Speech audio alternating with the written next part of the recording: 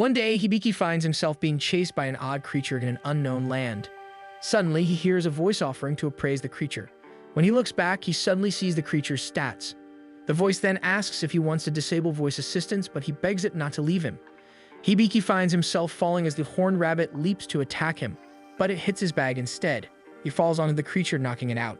In a forest, an elf named Emalia also hears a voice telling her to head east because something precious is there. Then the front of her tunic suddenly bursts open, causing her to become embarrassed. After the chase, Hibiki takes a moment to check his phone and sees that there is no signal. He also wonders who the voice was. He suddenly feels hungry and considers eating the horned rabbit. The voice begins appraising the rabbit. A screen appears, showing instructions for rabbit stew. He looks at the rabbit again and decides to take it with him, slightly disgusted since it's his first time touching a carcass. He stuffs it into his bag and decides to test something. He asks what his bag is while looking at it, and the voice appraises it, showing him its findings. He then looks at the sky and asks the same question, but the voice says there is nothing to appraise. He looks at the ground and asks again, and the voice tells him he is looking at a maze eater. He tries once more by looking at the sky and ground and again gets the same results. He realizes there is something dangerous on the ground, then decides to ask the voice to appraise him. A screen shows his stats and he sees his name, age, and race. He also learns that he is a provisional appraiser. The last thing he remembers is still being in high school, so he tries to ask the voice who they are. The voice reveals that she is his status support but cannot answer personal information. He looks at his status again and sees he has several skills, so he tries to activate the one titled Expert Eye, but nothing happens. Embarrassed, he decides to start with the tutorial. The voice tells him that the tutorial is already running, so he decides to activate the world map, thinking it would be amazing. He gets disappointed when he sees it because the map only shows him an outline of where he ran, which happens to be several circles. However, since he has nothing better to do, he decides to use it. He walks forward until he reaches a road. In his excitement, he trips onto it. When he sits up, the voice shows him that he has received a new title called the Castaway in an isekai. He questions the word, but then he notices a huge dog-like creature next to him. Before it can attack, an arrow of light strikes the creature, causing it to fall. He looks forward and sees Emalia. At first, he is happy to see another person, but then he wonders why she is standing on a rock. He apologizes to Emalia for looking strange, but she simply gives him a kind smile and introduces herself. Hibiki introduces himself, then notices her odd ears. He thinks she's just wearing an elf cosplay and compliments her on it. Emalia is confused and asks what Hibiki is doing in the Maze Eater's grasslands. She is shocked by his explanation while Hibiki wonders what the big deal is. The voice appraises her and shows Hibiki all the information it retrieved, and he learns that she's a real-life elf. Hibiki also notices that Emalia does not seem to hear the voice or be aware that he is appraising her. However, the fact that she is 56 shocks him the most. Emalia decides to explain that the Maze Eater is a monster that disguises itself as grassland. She explains that Maze Eaters hardly attack directly and usually wait for their prey to grow exhausted. She then hugs him, praising him for surviving out there on his own. Hibiki gets the feeling that she thinks he is a child, so he bluntly tells her that he is 16, which shocks Emalia. Later that evening, Emalia apologizes for mistaking him for a child, and Hibiki is still wrapping his head around the fact that 16-year-olds are practically adults in this world. They decide to eat the stew she made with Hibiki's horned rabbit, and it is cleaned off easily. They sit down for some tea, and Hibiki finally asks her where this place is. She spits her tea on him in shock, but explains that they are in the kingdom of Habastria. It becomes clear that Hibiki is not aware of this, so he explains that he comes from a faraway country called Japan. When Emalia gives him a confused expression, Hibiki realizes he really was isekai'd. Emalia notices his troubled expression and tries to reassure him that he will be fine and that she will help him get to the city. They decide to settle in for the night, and Emalia casts a protective spell over them. She studies his sleeping form, noticing that his clothes seem odd. She wonders if Hibiki was the precious thing her spirit guide was talking about. She decides to save her questions for later, but as she drifts to sleep, she hears the spirit thanking her for protecting Hibiki. In Hibiki's dream, he is back in his world being served by Amani, one of his friends.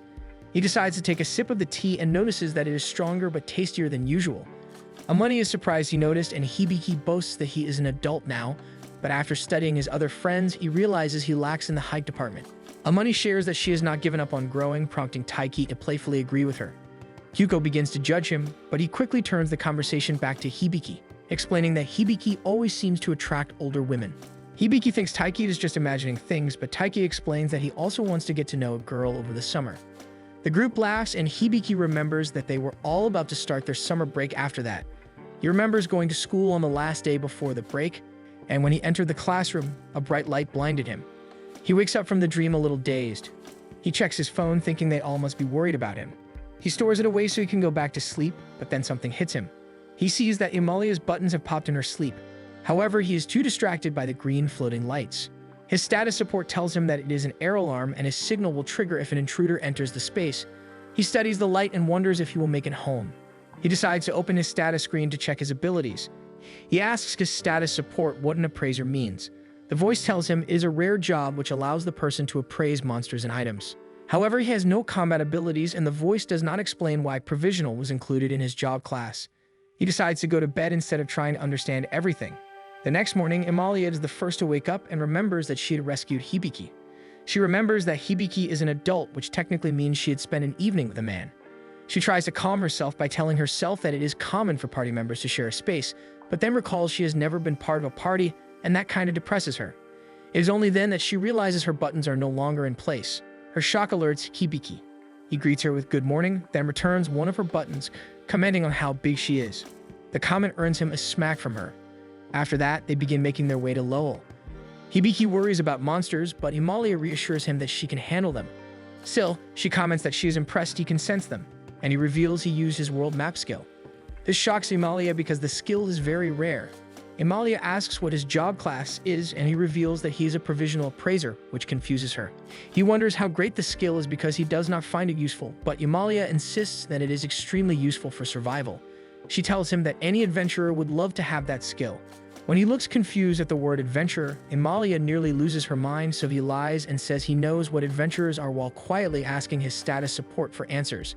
Amalia begins to realize how he had managed to survive the grasslands. But judging by his actions, she concludes that he is pretty clueless and ignorant, even if they had just met yesterday. She smiles as she apologizes for her harsh words, and Hibiki decides to ask her bluntly if she has any friends. She struggles to lie, but says that she does. Hibiki also says that he considers her his friend, which makes Amalia blush at the idea of finally having a friend. Hibiki decides to check the surroundings and mentions there is a crystal horn rabbit nearby. Amalia gets excited and says that crystal horn rabbits are sought after since the horn can be used to make potions and can sell for 200 gold coins. She decides to drag Hibiki to the location so they can hunt it. They hide nearby when they spot it and decide to slowly inch closer so it cannot use its escape skill. Hibiki warns that it has detect, so Amalia casts a spell that reduces their sound and odor. Amalia takes the opportunity to praise Hibiki, saying that an adventuring party would love to have him. Hibiki seems unsure since his job does not let him fight. Amalia tells him that party members with fighting abilities should worry about that, and all he will need to do is provide support and avoid danger. Hibiki is so worried that he does not even hear Amalia try to invite him to form a party. When he tries to get Amalia to repeat her question, she decides not to ask him, feeling embarrassed because she sounds desperate. She tries to convince herself she does not need a party, but then makes it her goal to impress Hibiki during this hunt, so he will ask to stay with her. She suddenly feels determined, and Hibiki gets the feeling that she really likes money. Amalia gets prepared to use her bow, and Hibiki notices she carries no arrows. As she pulls the string back, she explains she is a spirit archer, so the wind can turn into her arrows. She releases a full-powered shot, but the creature manages to dodge easily, which makes her feel very disappointed. Hibiki wonders if there is a way to stop the escape skill, and Amalia says skills are usually turned off when a creature attacks something. Hibiki suggests using himself as bait, but Amalia is not sure since it is dangerous, and she is not certain if the rabbit will fall for that trick. But Hibiki reassures her that the rabbit is stupid. Just as planned, Hibiki manages to lure and trap the rabbit, which causes it to become angry at him and try to attack. Before it gets the chance, Amalia attacks it, ending the hunt. Amalia is surprised that it was very easy to hunt, and the rabbit even considered Hibiki to be ultra weak, which is why it tried attacking him. Meanwhile, Hibiki is bombarded with several notifications of his level increasing. He tells Amalia about it since she did the hunting, but Amalia explains that he used his skills a lot, so it is only normal that he leveled up. She thanks him for the success of the job, raising a prize in the air, but the action causes her button to pop off again. Meanwhile, the chief god watches them from the heavens, hoping that this life will treat Hibiki well. In another town, a girl named Ever gets accepted as an adventurer and says that for her first job, she will be searching for something. After traveling around, Hibiki and Amalia finally reach the town of Raoul, where Amalia drapes her cloak over Hibiki to hide his odd clothing. She tells him that with the money they can exchange for the crystal horn, they should have enough to buy him clothes and even weapons. Hibiki wonders how much one gold coin costs, so he tries to ask his status support, who manages to come up with a table showing how much coins cost compared to yen. He is shocked that a single gold coin can cost so much and suddenly understands why Emalia had a crazed look in her eyes when they learned about the crystal horn rabbit. Emalia then cups his face and tells him not to look so clueless in town, and Hibiki can tell that her harsh words prevent her from making friends. When they enter the guild hall, some adventurers are surprised that Emalia has finally formed a party, but Hibiki only looks like a child to them. Then a party called Silver Banner manages to ease the tension of the group, advising Hibiki that the others just like stirring up trouble. They wish Hibiki luck, then head out of the guild, and Emalia leads him to the counter. At the front, Emalia introduces Hibiki to Jewel, the receptionist, and Hibiki can't help but notice she has cat-like ears. They are then brought to Balls, who Hibiki notices is very ripped. Balls doesn't hesitate to show off his muscles by ripping his shirt off. Hibiki is impressed and decides to look up to him, and Balls finally introduces himself as the guild master. They begin chatting about muscle-building techniques, much to the annoyance of both girls. When they have had enough, they cast water spells to knock down Hibiki and Balls. Once both men are dried off, they decide to go back to the matter at hand. Emalia shows them the crystal horn she wants to sell, which Balls notices is 3 times bigger than the last one she brought in 3 years ago. He offers 400 gold for it, which makes Hibiki happy since it's 100 more than Emalia predicted it would be worth selling. However, Emalia complains that the last one she brought in was 230 gold, so they should buy this one off her for 800, which confuses Hibiki since he thought Emalia would be happy with 300 gold. Emalia and Balls begin going back and forth, haggling the price, but Balls complains that he can't go higher than 608 gold. This makes Emalia scoff since the main adventurers guild can't pay her price. They decide to settle for 700 gold, which makes Emalia pleased. However, Jewel isn't too happy, so she tells Balls that since he agreed to such a high price, his salary will be deducted to make up for it. Emalia beams at Hibiki because of their sale, but she also feels confident that Hibiki will ask her to form a party with him. She doesn't notice her button popping again until it's off. Jewel is quick to shoo the men away from the room, claiming she will handle the transaction herself. In the lobby, Hibiki gets a notification stating he leveled up in the tutorial skill. His status support brings up a dictionary to show him what it means. He learns that the tutorial skill is given to people with low survival capabilities, and that the god of the world will be able to provide support for him. He suddenly hears a male voice agree with the explanation, but since he doesn't hear it again, he thinks it's just his imagination. Hibiki considers all his luck up to this point and decides it must be the god's doing, so he looks to the ceiling and thanks God for everything. The same voice happily accepts Hibiki's praise. This time, Hibiki is sure he heard someone, so the chief god decides to tell him that he is the god who has been supporting him since he arrived in this world. He promises to help Hibiki as much as he can, but Hibiki also needs to take care of himself. Hibiki is a little put off by how carefree the chief god sounds. He even panics when the chief god's voice disappears from his mind because he was hoping to ask more questions. His status support then tells him that the guide will now end due to his tutorial skill increasing. Suddenly, Emalia shows up, but Miater, a guild clerk, informs her that she has a quest that needs to be done. Emalia reads the envelope handed to her and tells Hibiki that she has to accept the request since it's from her hometown, but she cannot take him with her this time. Hibiki realizes that Emalia was his guide. Meanwhile, Eva is trying to look for something, but the mirror says is not in her current location. She wonders where it could be, then a location comes to mind and she decides to head there. Back with Hibiki and Emalia, Hibiki insists she can go ahead without worrying about him. Emalia had already asked Jewel to look after Hibiki, but wonders what Hibiki plans to do next. Hibiki answers that he plans on becoming an adventurer since there are non-combatant quests available. Before they part, Emalia tells Hibiki that he can stay at her place and hands him a map leading to the inn where she has a room. She instructs him to look for a girl named Tanya when he gets there. Emalia adds that if he ever plans on traveling far, he should inform Jewel so Emalia can meet up with him and join him. Hibiki wants to return her cloak, but Emalia insists that he keep it as a parting gift, though Hibiki says that she needs it more because her button keeps popping off. In order to avoid the topic, she rushes off, wishing him luck in his future. As she runs off, she feels embarrassed since Hibiki saw her chest. She accidentally runs into Eva and sends her sprawling to the ground. Eva tells her that she is fine despite everything. A guard comes running to them, and Emalia explains she is rushing because she is being called back to her hometown. Upon studying her more, Eva realizes Emalia is heading toward the kingdom of Fairnote. When Emalia confirms it, she smiles and mentions she is heading there as well. After some time, Hibiki spends most of his time sleeping. He looks at his phone and notices it has finally died. He wonders if he'll make it home to his world and if he'll ever get to talk to the chief god again. He had tried asking Jewel about his world, but she only directed him to a questionable location. He wonders why he was even sent here. Mid-thought, he hears Tanya come in. It turns out she is worried for him since he hasn't left his room the entire day. He promises to head down soon. When Tanya leaves, Hibiki thinks about taking a job since he doesn't have much money left to last a long time. He pulls up his status screen to see if he has something that can help him do a job. However, he isn't sure what he can do given the information displayed. His status report tells him to avoid solo combat, and he notices he has a new title called Older Lady Killer. He also has 2 new skills and thinks that medical book sounds like the most useful. Status support tells him that he will be able to absorb medical information and use it simply by reading pages from a medical book. He decides that he can use it to his advantage, and even after learning that it might take time, he still decides to do it. His status support sighs and materializes a medical book for him to start. He approaches the book and suddenly gets zapped with information. Meanwhile, Emalia and Ever have started traveling together, and Emalia decides to tell her about Hibiki. Based on her stories, Ever thinks that Emalia might be in love with him, despite Emalia insisting that she isn't. Up ahead, they see a maid named Styria who seems to know Emalia. Upon recognizing her, Emalia runs up to Styria to hug her, then introduces her to Ever as her chief maid back home. Ever hugs Emalia's arm and tells Styria that she's a party member of Emalia, but Styria suddenly has a furious expression on her face and grumbles.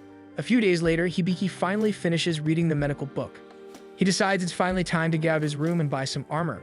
He settles for some simple garb and begins walking around town, and his status support tells him that acquiring different skills will require different methods. He thanks her for always helping him and decides to refer to her by a nickname instead. When she doesn't respond for a while, he thinks she didn't like her new name, but to his surprise, she uses it and accepts the change.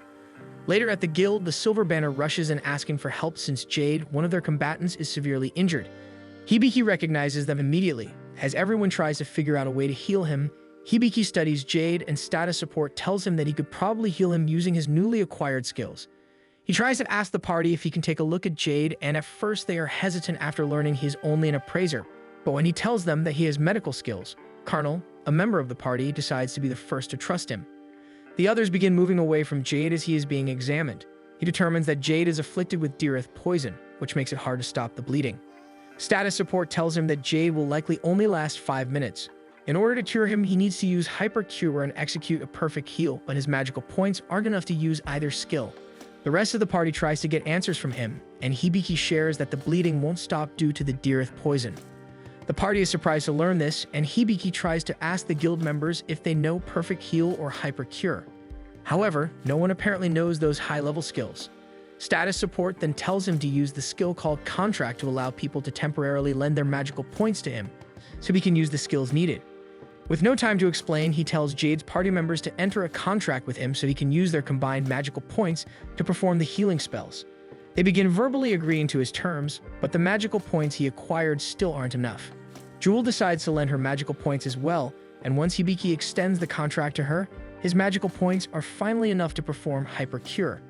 With the poison out of the way, he then casts Perfect Heal, which manages to restore Jade's lost limbs. Everyone is relieved that his magic worked, but suddenly Hibiki faints. When he feels his consciousness returning to him, he finds himself at the cafe with his friends again. Amani in particular is scolding him for acting on his own without thinking. She tries to remind him that there won't always be a person available to save him every time. He is interrupted from his dream when he hears trumpets in his head and status support congratulating him for increasing another level. He moves around trying to hold the voice down, but when he relaxes, Jewel appears right next to him. Happy to see that he is awake, she takes the opportunity to thank him for saving Jade, revealing that Jade is actually her younger brother and that they have different mothers, which is why their race is different. Hibiki tells her that he only managed to save everyone through everyone's efforts. However, Jewel insists he accept the praise because no one in the guild could have saved Jade. He smiles brightly at her due to the praise, and she finds herself blushing at his charm. She manages to revert to the matter at hand and tells him they need to take precautions and not talk about how he knows 2 high-level healing spells.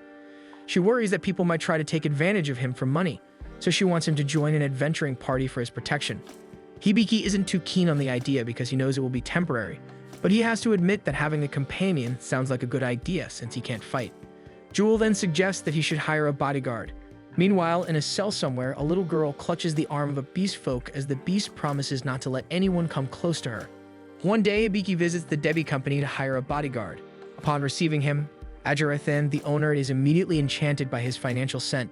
He is then shown a bunch of muscular men but decides to reject them all.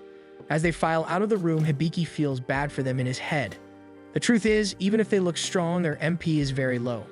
Ajarathan offers to show him other people, but then Hibiki hears the chief god suggest that he find his own bodyguard.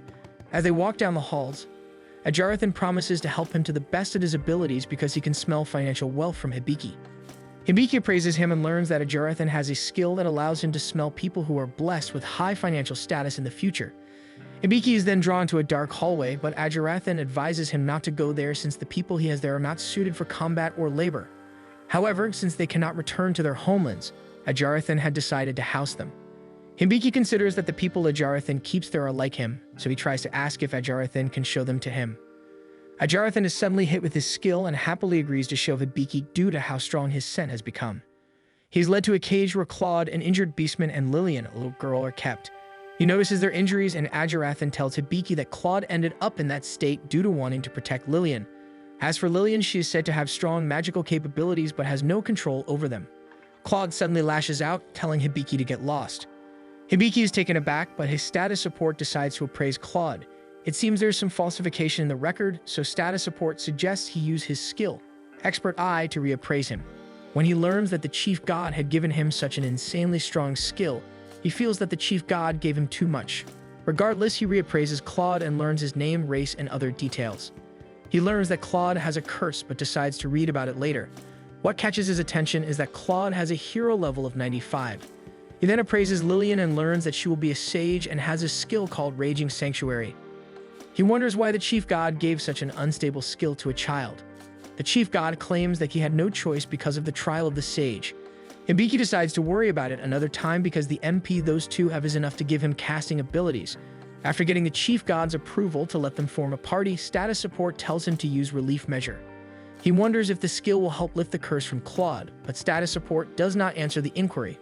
He then asks Ajarathan if he can take Claude and Lillian, which Ajarathan immediately agrees to, unable to resist the potent smell of fortune coming his way.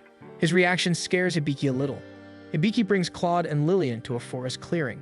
Claude is suspicious of Hibiki and is shocked when Hibiki reveals he wants to heal him. Lillian is immediately on board with the idea to help Hibiki, which confuses Claude since they just met.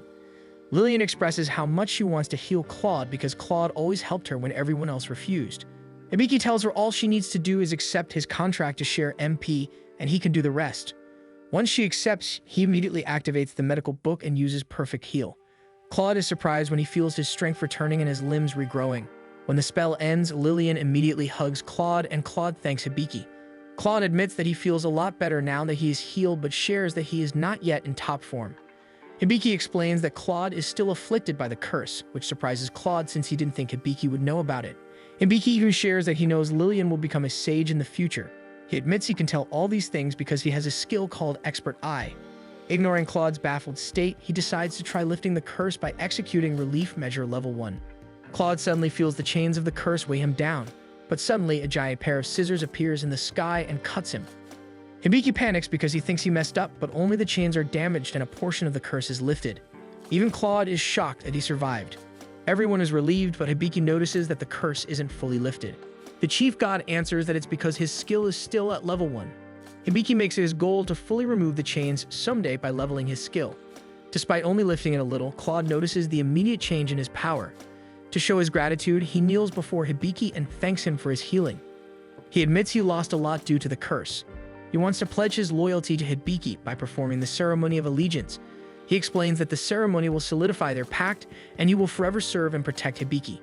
To Hibiki, it sounds like he's only announcing his decision, so he decides to allow it, which instantly makes Claude's tail wag. Status support suggests that Hibiki also use contracts, so this will bind both parties to their promise. She insists that it will also make Claude happy, and Hibiki decides that there is no harm in it, and if it will make Claude happy, then he can do it. He executes contract, which brings a tear to Claude's eye. Without hesitation, Claude begins reciting his pledge and instructs Hibiki to accept it verbally. Hibiki accepts it, and suddenly a light shines on the backs of their hands, signifying that their pact was accepted by the light spirits, and the symbol on their hands is proof of their contract. Claude tells him that Hibiki is free to call him Claude, and Lillian is delighted that things are finally looking brighter for the two of them. Meanwhile, with Amalia, they are trekking toward the elven town, but Amalia notices that Styria is getting tired, so she suggests stopping by the hot springs. The suggestion energizes Styria since this is the perfect chance to see Amalia's chest. She phrases it weirdly, which confuses Eivor. Styria suddenly recalls that they are with Eivor and decides that they should continue their journey instead. She reasons that going to the hot springs will leave them vulnerable and they cannot risk trusting Eivor. However, Amalia gets excited over the idea of experiencing a bath with her first female friend, so she insists they stop after all. With Hibiki, he explains his lack of MP to Claude and Lillian, and the two immediately agree to help and enter into a contract with him. Status support tells him that his grimoire has leveled up. It seems that Claude notices that he appears to be talking to a voice, and he asks about it. When Hibiki describes how he's been learning things, Claude is shocked and asks if he has the tutorial skill. He gets even more shocked when Hibiki confirms it, and also confirms that he possesses the title of a wanderer of a different world. Apparently, it's a rumored title that exists, and Claude is aware that there are people with that title roaming around. Lillian is curious about what everything means, and Claude tells her that it means Hibiki has come from a different world, but she doesn't need to think of Hibiki differently, because what matters is that Hibiki saved them. Claude doesn't seem to care too much about which world he is from, but he is amazed that Hibiki possesses the tutorial skill, which makes the chief god laugh because Claude thinks the skill is amazing when he thinks it really isn't. But then he realizes he is tired because he is using a third of his power to keep the skill running continuously. As they walk, Claude believes that the chief god is the one guiding Hibiki. He explains that this world has 11 gods and the chief god is the first god. Skills such as Expert Eye and Tutorial can only be bestowed by the chief god. Hibiki is shocked at how powerful the chief god is, as the chief god tells Hibiki to praise and be amazed by him more. Claude is still wrapping his head around how Hibiki is so favored by the chief god, but he can understand why because he considers Hibiki amazing as well. Hibiki feels he isn't worthy, but Claude and Lillian are. He admits that he is shocked at Lillian's skill, but it appears Claude is unaware of what the Raging Sanctuary skill that Lillian possesses actually does. Even Lillian is confused, so Hibiki explains that her skill destroys her when she uses magic. Hearing the news makes Lillian depressed as she is reminded of her past. Claude explains that Lillian's immense magic is what caused her family to shun and sell her. Hibiki thinks that the chief god is to blame for her misfortune, but Claude explains that he doesn't think the chief god is the one who gave Lillian her skill. He believes it's the god of magic since it seems to be in that god's jurisdiction. The chief god panics a little as the god of magic unleashes her wrath on him. Hibiki hears her voice, and the god of magic explains that there was a mistake in giving Lillian that skill. She tells Hibiki that she cannot undo the skill once it is granted, but Hibiki can use the grimoire skill to help adjust her MP output so the burden on Lillian's body won't be too harsh. On the ground, the chief god repents for his mistake and asks for her forgiveness, though the god of magic is still greatly upset with him. She pretends to call upon the god of the underworld to pick the chief god up, and he suddenly begs her not to do that, which doesn't impress the god of magic. Hibiki can hear all the fighting in his head, but he decides to tell Claude that the god of magic reassured him that Lillian will be fine. As Lillian and Claude praise the god of magic, Hibiki can still hear her torturing the chief god, which worries him. Suddenly, status support tells him that Tutorial and Expert Eye are temporarily unavailable to him. Hibiki briefly wonders if it's because the chief god is not okay, but he prays for the best. Meanwhile, the god of magic studies Hibiki from the god's realm. She feels she has seen him before. Hibiki and the rest stop for a bit, and he decides to try using the grimoire skill. What appears before them is a talking white cat who introduces herself as Veni. Veni tries to explain that she will be Lillian's teacher, but Lillian immediately begins cuddling with Veni. This makes Veni give in to the bliss of being petted. Even Hibiki wants to pet Veni, which makes Claude jealous, though he tries to hide it from Hibiki, despite the aura he gives off. Hibiki does feel a strange aura, but it disappears every time he tries to look for the source. He decides to stop the search and ask Veni about the grimoire, and Veni explains that she is the grimoire and anything magically related can be handled by her. Hibiki pets her and praise her, and Claude immediately fumes, which scares Veni because he looks vicious at the fact that Hibiki has yet to pet him despite knowing him longer. He quickly apologizes, and Hibiki pretends not to notice, much to Veni's shock and anger. Meanwhile, at the hot springs, the girls are enjoying a dip in the warm water. Styria is odling Amalia's chest, but snaps out of it when Amalia asks her what her father wants from her. Styria admits she was never told the details. Deciding not to dwell on it, Amalia tries to ask Eva if she wants her to wash her back, but Eva turns her down. This puts Amalia in a down mood, and Styria interjects that Amalia might come off too strong to Eva. As Amalia speaks about wanting to be friends with Eva, Styria takes the opportunity to get a closer look at Amalia's chest. Eva can't help but notice, so she decides to rile Styria up a bit by offering to wash Amalia's back. Amalia gets excited since it seems Eva considers her a friend. One day, Hibiki's party goes shopping for equipment, and Hibiki is shocked that Claude's weapon of choice is a spear. Claude explains it's the better choice for his build. As for his armor, he explains that he only needs his vital areas protected because he gets too warm if he wears too much armor. Lillian also gets to choose new clothes for herself, but she and Hibiki are shocked when they learn the price is 25 gold coins. However, Claude says it's cheap, so they end up paying without complaint. Lillian feels guilty and tries to return the clothes, but Hibiki insists that she keep them. The shopkeeper tells Lillian that she has a good older brother, which makes Lillian think about the title. Hibiki also encourages her to choose a staff for herself. Though Hibiki seems confident, the truth is he is aware that he is running low on money. Lillian thanks him, calling him master, but Hibiki tells her to think of something else to call him. She asks if it's okay for her to call him older brother instead, and he agrees since it feels more familial. Benny gets annoyed and asks Hibiki to buy something for her as well. The shopkeeper tells him that it cost 15 gold, which he ends up paying. Once fitted with her new collar, they go to a clearing to begin Hibiki's and Lillian's training. Benny insists that training is more important than adventuring at the moment since they lack the fundamentals. She reassures them that, as a grimoire, she will be able to help them. Status support tells Hibiki that Veni is a technical skill that allows him to acquire knowledge and other magical skills. Hibiki suddenly feels inspired because he thinks he can use magic as a tax, but Veni tells him that he can only learn household magic. Hibiki pales and Lillian tries to cheer him up by saying that it's useful and that Veni is also amazing for agreeing to teach them. Veni boasts that she is a sacred beast created by the god of magic, so it's only proper for Hibiki and Lillian to call her master. She then settles onto Lillian's lap and tells them that they need to control Lillian's magic. Veni tells Hibiki that he has to be registered as the accountable person. Without further explanation, she suddenly bites him.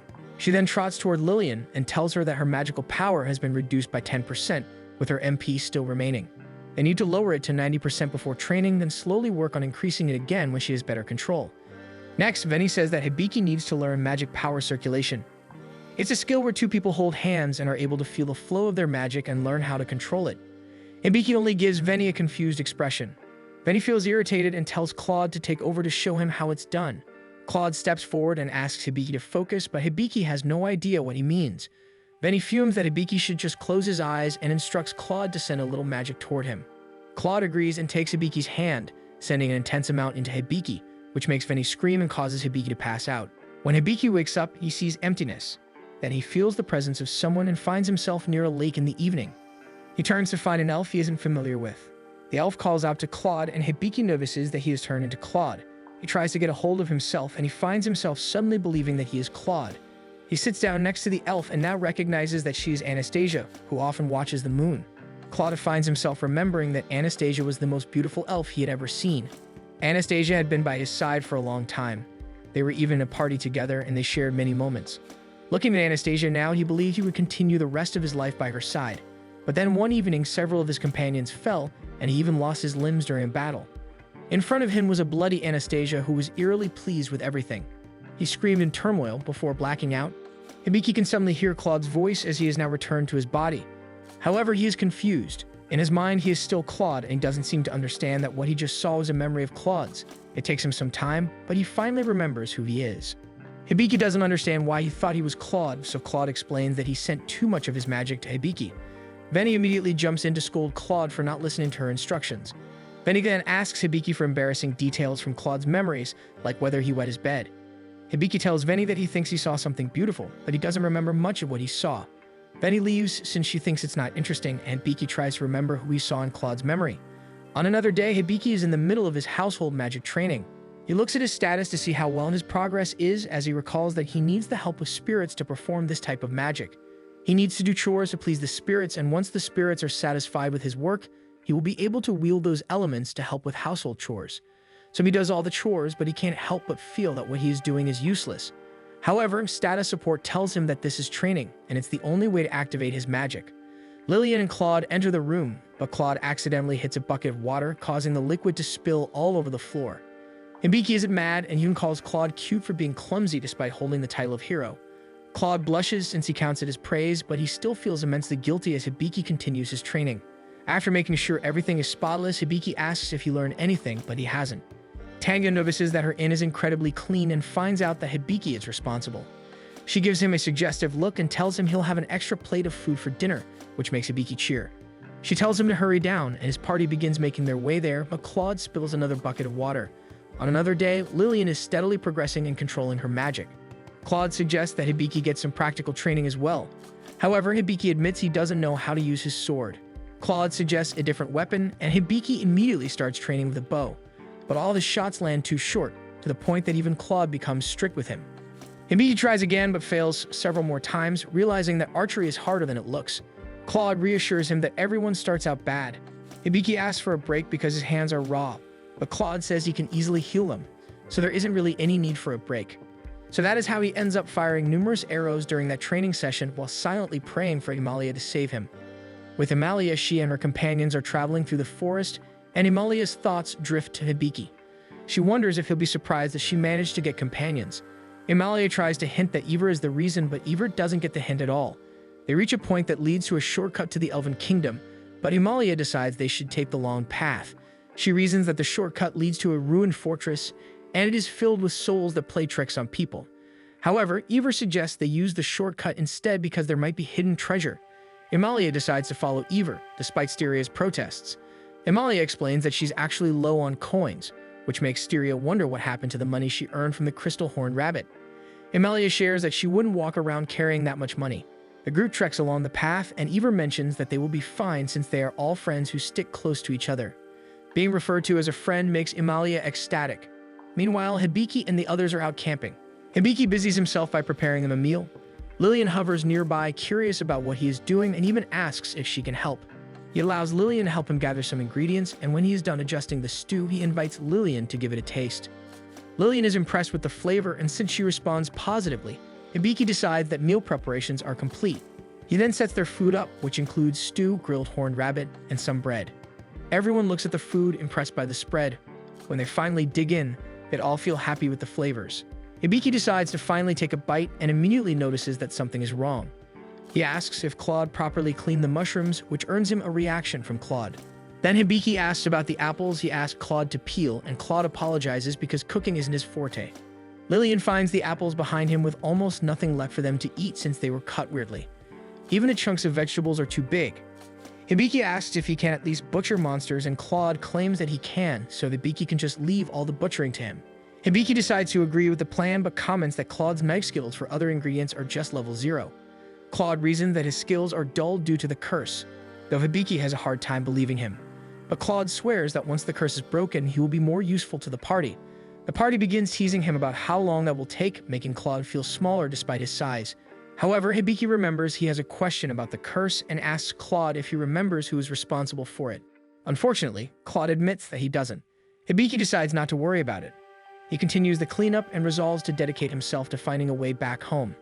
Then he gets an update from status support that he learned Bubble Wash, which makes him happy because he finally learned new magic. Status support interrupts again and tells him to use the world map. When he opens it, he sees that a rushing boar is heading in their direction. Claude manages to see it as well and braces for battle. Hibiki is surprised to see the pure rage it possesses, but Veni is confident that Claude can handle it. Claude charges up his weapon and pierces the boar with a powerful strike, stopping it in its tracks. The rest of the party approaches him, and Claude warns Hibiki that the smell of blood could attract more monsters, so they need to deal with the body right away. Veni tells Lillian to finally use her magic, making Lillian feel happy to be useful. Lillian uses a water spell called Odor Isolation, which cleans the boar of its blood. With the boar all clean, Claude happily suggests teaching Hibiki how to butcher meat properly. Hibiki pales, wondering if this is Claude's way of getting revenge for his earlier comments about his mag skills. With Himalaya, they near the fortress and notice that it seems completely abandoned. They decide to split up to look for treasure.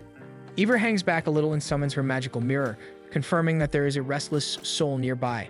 However, it doesn't seem to be the one she is searching for. She then hears Himalaya scream. Both Himalaya and Styria are trapped in their fantasies. Himalaya is surrounded by immense wealth, while Styria feels like she is in a room filled with several Himalayas for her to cuddle with. Ivor enters the room at the odd sight of them acting happy over regular items. She decides that she'll just need to snap them out of their fantasies and activates her magic to use against them. With Hibiki, they are done cutting and separating the meat, but that means they are completely messy from doing so. This reminds Hibiki that he can use Bubble Wash to get them clean. At first, his party is happy that he learned a new skill, but they aren't too pleased when Hibiki suggests trying the spell on them as a test. He gets irritated at their hesitation, but decides to use Bubble Wash on Claude anyway, who screams as the spell hits him. Bubble Wash coats Claude completely in bubbles, and once the bubbles disappear, Claude looks refreshed in body and soul, and he even comments that his tiredness feels as if it were washed away. One morning, Hibiki tells his party that they are running out of money, so it would be a smart move to start taking on jobs from the guild to earn funds. Lillian shows eagerness to start working, which Claude agrees with, since he feels both Hibiki and Lillian have learned enough magic to handle jobs now, though he insists they start with F-rank quests. At the guild, Hibiki registers them as a party, and Claude picks up several low-ranking quests they should take. He reasons this is the best way to make money since the quests available to them are all low-paying. The adder tells them there are more quests on the board. A capture request catches their eye, though it's too high-ranking for them, and the only lead the guild has is the description of the assailant's tail. Later in the field, Hibiki spots a crystal rabbit and readies his bow to take it out. He wonders if he can hit it, and he does, but it takes him several tries. Claudia tells him it should have been done in one shot, but he did a passable job. Lillian meets up with them, having completed her gathering quest. They notice some odd-looking fruit in her basket that isn't on the list, and Vinny explains that it is useful for making path markers. Lillian demonstrates by throwing one fruit at a tree where it splats into a colorful mess, marking the tree. The party decides to rest a bit before heading back to town, and Hibiki finds himself thinking about his friends from his world. So far, he hasn't had any luck finding out how to return home. Lillian notices that Hibiki seems troubled. With Amalia, Eva wonders about her journey because so far it has been fruitless. Amalia notices that Eva seems troubled, so she offers her a traveling amulet as a token of their friendship. She tells Eva that if she ever finds herself in trouble, the spirits will let Amalia know so she can come to her aid as soon as possible. Eva takes the bracelet and decides to pretend to be Amalia's friend a little longer. The next day, Hibiki suggests they eat something nice since they earned a lot. The adder had been hesitant to clear the quests when they reported because it was unusual for an F-rank party to complete so many tasks. As they walk through the town, they run into Balls, who recognizes Hibiki. He had just returned from the royal capital, and seeing that Hibiki hasn't grown any muscles, he offers to teach Hibiki how to bulk up. Claude stops him, claiming that he is Hibiki's knight and that Hibiki's training is his responsibility. Balls gives him a smirk and tells Claude that he will be the one responsible for making Hibiki into an adult. Balls says that Hibiki needs more muscles, though Claude tells him that Hibiki needs to grow them naturally because forcing it might hinder his movement.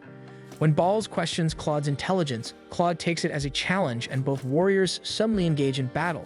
When Claude tries to knock him over, he is shocked that Balls barely flinches and is still able to attack fluidly. Balls then brings down his claymore, which Claude manages to block, but the force of the attack causes a burst of wind that damages parts of the street. The townsfolk start getting wary and begin clearing the area, but Fauna, a cloaked bystander, decides to remain.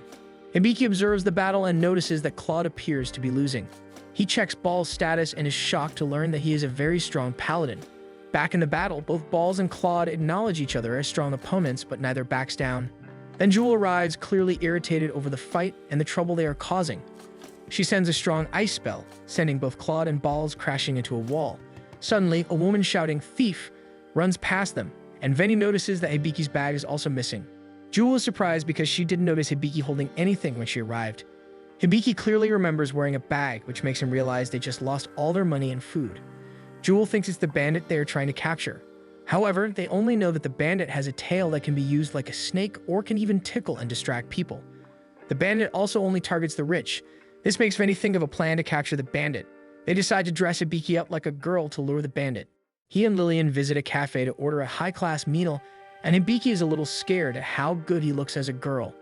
Lillian and his status support both agree that he looks great as a girl, while Claude sits nearby fuming that someone has stolen Hibiki's money. Hibiki worries slightly about how obvious Claude is. They had deliberately left out a pouch of money to tempt the bandit. Meanwhile, the god of magic is still thinking about where she had seen Hibiki before. A little later, Hibiki's and Lillian's pancakes finally arrive. The waitress serves them, and both are mesmerized by the sight as they get ready to dig in. Before either of them can take a bite, Claude suddenly shouts and announces that the waitress is the thief, and Hibiki finally notices his money missing. The waitress, who turns out to be Fauna, runs from the scene pleased with the easy heist. However, she is not aware that she is leaving tracks behind. Hibiki's party quickly follows the tracks into an alley. They notice there are many homeless people around and proceed forward with caution. They end up in an underground pub, and since Hibiki is still disguised as a girl, a thug tries to get his attention with a lace handkerchief. He tries to remain polite and turn him down, but another muscular man shows up and kills a fly nearby, trying to show off to Hibiki. Fauna, now cloaked, walks to leave the pub, and Claude notices that she seems suspicious and asks Hibiki to appraise her. Hibiki also notices that she has a tail. Back on the streets, the party manages to surround her, and Hibiki declares that he knows Fauna is the thief because he is an appraiser, before quickly adding that he is only a provisional one. The party demands that Fauna turn herself in, and to show that they are serious, Hibiki tells her name, her job class, and her hidden skill with her tail. Fauna smirks and finally reveals herself to be a beast man known for having the most beautiful transforming tail. A flash of recognition crosses Claude's face, and Hibiki asks if he knows her. Claude tells them that tail transformation is a rare skill among beast men. Fauna teases them because they actually fell for her other trap, as she was aware they were following her the first time. Hibiki realizes that his real wallet has gone missing, meaning Fauna had stolen it earlier in the pub. She then activates another trap that sends several items falling toward Hibiki and Lillian. Claude reacts fast by pushing Hibiki out of the way and protecting Lillian with his body. He tells Hibiki to go after Fauna while he and Lillian attempt to get free. Hibiki quickly chases Fauna, but falls for another trap that leaves him dangling in the air. Fauna is amused and reveals that she is an expert at setting traps. She taunts him for being an appraiser and not being too smart. However, upon seeing Hibiki's undergarments, she realizes that Hibiki is male. She approaches him and asks why he is cross-dressing. Still upside down and unable to see, Hibiki claims it's to catch her. Fauna finds it amusing because she would have stolen from him regardless of his gender. She moves Hibiki's skirt aside to see his face and notices how cute he is.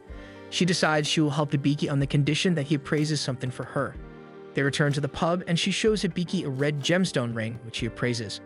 He tells her the gemstone is real and that the piece has been passed down to females from a distinguished family. The fact that it is real pleases her, so she then shows him some pearls, which Hibiki states are fake. She then shows him a dagger, which Hibiki says is only ceremonial, so it does not function very well. She decides she is fine with the dagger since it can still sell for a good price and complements Hibiki's skills. She then pushes forward a wooden bracelet, which Hibiki feels she did not steal. Still, he appraises it and tells her that the pattern is something beastmen love and is used to express deep love.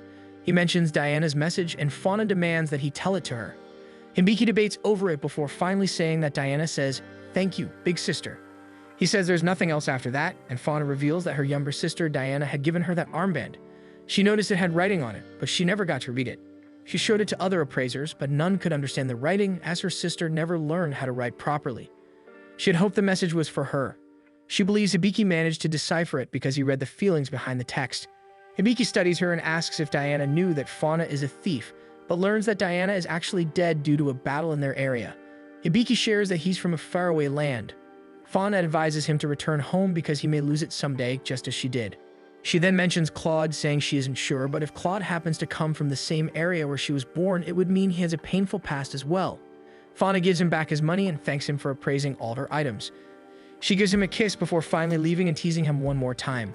Later, he heads back to the inn, where Tanya tries to wipe off the lipstick mark as Balls tells Hibiki that this can be proof that he's ascended into manhood. He tells Hibiki and his party mates that there's talk about a new party that has been rising in rank at an incredible rate. The party is called the Corpse Killers, and the king has recently tasked them with eliminating the undead.